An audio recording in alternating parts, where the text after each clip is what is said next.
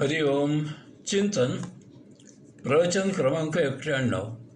कलियुगाची पारंपरिक माहिती.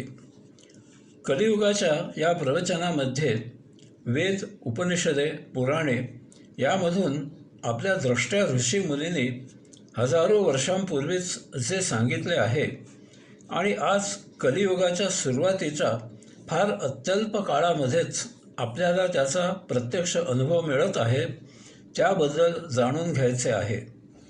आणि ज्यांना या अशा कलियुगामध्ये आनंदात जीवन जगायचे आहे, मुक्ती प्राप्त करायची आहे, पुनर्जन्म नको आहे, त्यांनी त्याप्रमाणे आपले आचरण बदलायचे आहे. अनेक पौराणिक ग्रंथांमधून हजारो वर्षांपूर्वी विविध प्रकारे कलियुगाबद्दल फार मोलाची माहिती सांगितली आहे. आज आपल्याला कलियुगाच्या फार अल्प काळामध्येच याचा प्रत्यक्ष प्रत्यय येत आहे. हे फार आश्चर्यकारक आहे. आजच्या शिकलेल्या तरुणांनी ॲब्सोल्यूट नॉलेज अशी त्याची संभावना न करता त्यात लक्ष घालून ते समजून घ्यावे. आजच्यासारखे अत्याधुनिक तंत्रज्ञान, आधुनिक साधनसामग्री त्या काळी आपल्या ऋषीमुनींजवळ उपलब्ध नव्हती. तरीही केवळ निरीक्षण, अनुमान, अनुभव, अनुमती, अचाट कल्पनाशक्ती, अफाट तर्कशक्ती, अत्यंत प्रखर बुद्धी, तीव्र चिकाटी, आत्मपरब्रह्मावरील प्रगाढ भावभक्ती, ध्यानसमाधी आदीद्वारे त्यांनी हे सर्व कलियुगामध्ये भविष्यात काय होईल ते माहीत करून घेतले. ते सविस्तर जाणले आणि त्या काळी लिहायचे तंत्र उपलब्ध नसल्यामुळे घोकून स्मृतीमध्ये जतन करून ते पुढील पिढीला घोकून जतन करायला लावून आपल्यासाठी ते सर्व उपलब्ध करून ठेवले. ते सर्व किती अचूक, मोलाचे आणि विज्ञानपूरक होते याची आज आपल्याला कल्पना येते.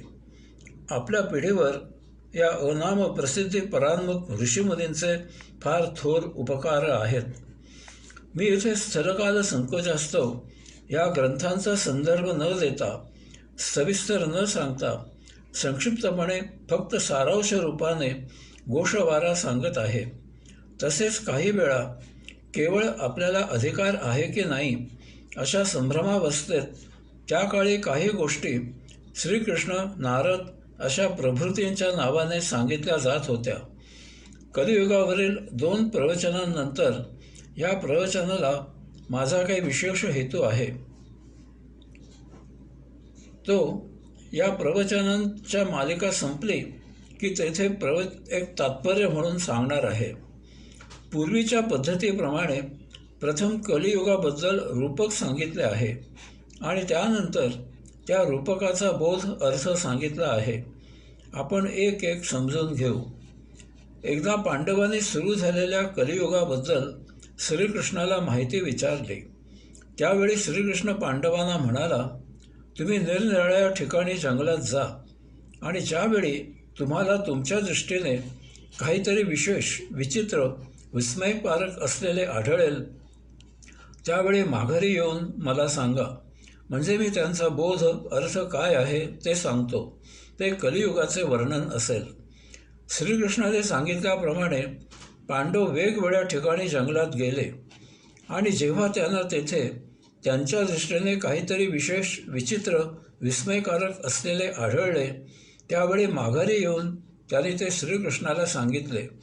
त्यावर श्रीकृष्णाने त्याचा बोध अर्थ पांडवांना सांगितला. आता आपण ते रूपक आणि त्याचा कलियुगासाठी असलेला बोध अर्थ वर्णन पाहू. 1. रूपक. युधिष्ठिराला 2 सोंड असलेला हत्ती आढळला. याचा बोध असा आहे, कलियुगामध्ये मानव दुतोंड्या वर्तन करेल. त्याची उक्ती आणि कृती यात मेळ तर नसेलच, उलट त्यात संपूर्ण विसंगती आढळेल. कोणीही दिलेल्या शब्दाला जागणार नाही. प्राण जाय पर वचन न जाय हे केव्हाच इतिहास जमा होईल. भोंदू, ठग, लबाड लोकांचा सुळसुळाट होईल. त्या प्रसंगापुरते तोंड दोखले गोड गोड बोलून मतलब साध्य केला जाईल. भूलभुलैया करून हेतू साध्य केला जाईल. हेतू साध्य झाल्यावर समोर आला तरी ओळखही देणार नाहीत. रात गई बात गई अशी वर्तणूक असेल.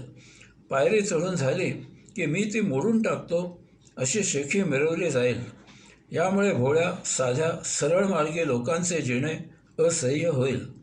आज फसवणुकीचे गुन्हे पराकोटीला गेले आहेत. लबाडी कशी करावी याचे धडे दिले जात आहेत आणि गिरवले जात आहेत.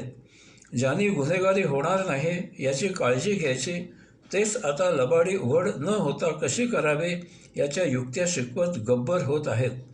कुंपणच शेत खात आहे, कुलूप चोरी करत आहे, रखवालदारच जीव घेत आहे. 2. रूपक. भीमाला एका मोठ्या पक्ष्याच्या पंखावर वेदांच्या ऋचा आढळल्या. तो पक्षी एका छोट्या पक्षाला पंजात पकडून चोचीने डंख मारून त्याचे लसके तोडत मांस खात होता. याचा बोध असा आहे, कलियुगामध्ये धर्माचा आभास करून अधर्माने वर्तन केले जाईल. धर्माच्या नावाने लोकांना ठकविले जाईल.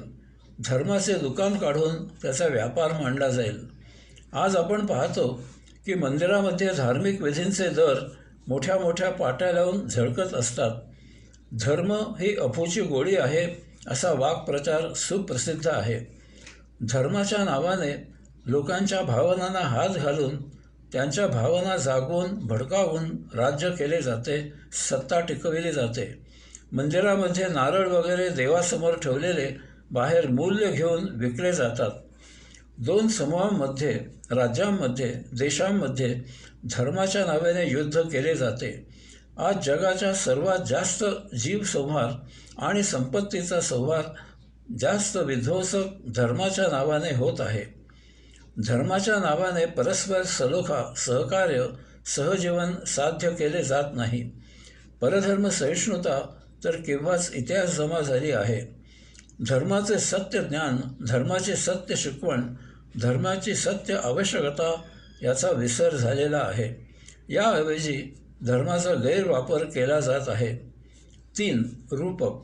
अर्जुनाने पाहिले की एका गायीने बछड्याला जन्म दिला आणि मग तिने त्याला इतके चाटले की त्याच्या सर्व अंगामधून भडभड रक्त पाझरू लागले. याचा बोध असा आहे, कलियुगामध्ये पालक पाल्यांवर नको इतके प्रेम, माया, ममता करतील. त्यांना स्वतंत्रपणे त्यांच्या कलेने जगू देणार नाहीत. पडे झडे तो वाढे याचा विसर झालेला असेल. पालक पाल्यांना सतत झेलत राहतील.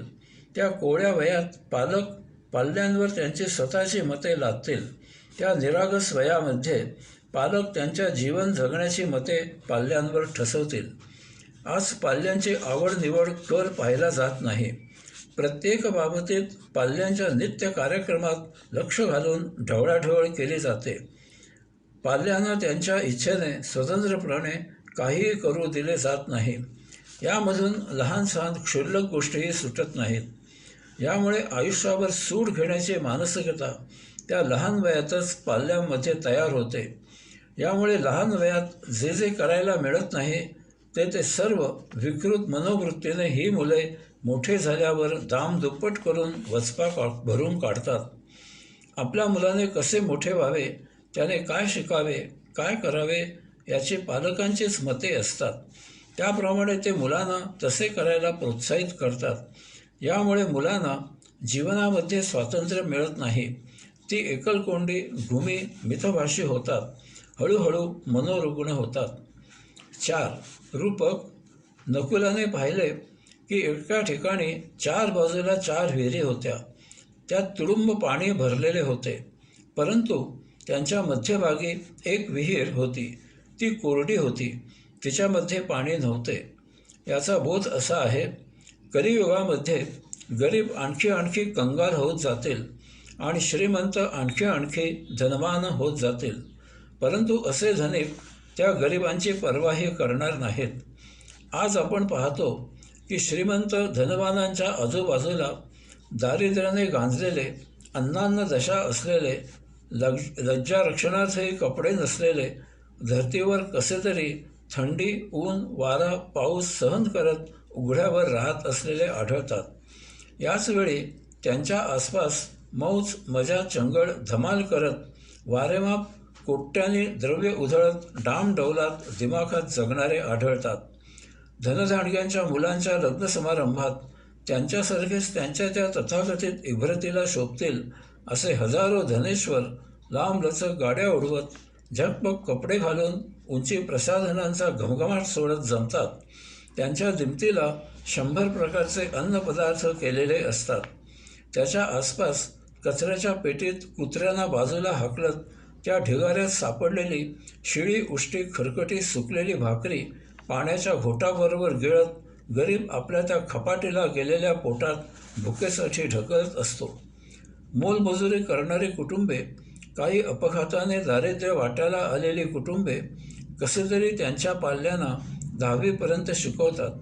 अशापैकी काही मुलांना तशाही परिस्थितीत अभ्यास करून 95% ते 100% मार्क मिळालेले असतात. परंतु केवळ हालाखीच्या आर्थिक परिस्थितीमुळे त्यांना शिक्षण सोडून कुठेतरी नोकरी पत्करावी लागते. धनधाडग्यांकडून त्यांच्या शिक्षणाची सोय केली जात नाही. 5. रूपक. सहदेवाला दिसले की उंच डोंगरावरून एक भली मोठी शिला वाटेत येणाऱ्या दगड धोंड्यांचा चक्काचूर करत, लता पल्लवी झाडे यांचा नाश करत, घरंगळत, जोरात गडगडत, मोठा आवाज करत खाली येत आहे. परंतु आश्चर्य असे की ती शिला एका छोट्या रोपट्यापाशी आली आणि एकदम तिची गती कुंठित होऊन शांत स्थिर झाली. याचा बोध असा आहे, या कलियुगामध्ये शुद्ध सात्विक आध्यात्मिक आचरणाने मागील संपूर्ण संचित संपवण्याऐवजी त्यात भरच होत जाईल. याचा महाभयावह परिणाम काय होईल ते आपण पुढील प्रवचनामध्ये पाहणारच आहोत. परंतु ज्यांना अशाही परिस्थितीमध्ये यामधून सुटका करून घ्यायची असेल त्यांच्यासाठी हे रूपक एक सोपा, साधा, सरळ मार्ग सांगत आहे. कलियुगाची महाभयावह दाहकता काय आहे, कलियुगाच्या या महाभयावह दाहकतेपासून सुटण्याचा मार्ग कोणता आहे, या लेखाचा हेतू कोणता आहे इत्यादी आपण पुढील प्रवचनामध्ये पाहू. हरिओम.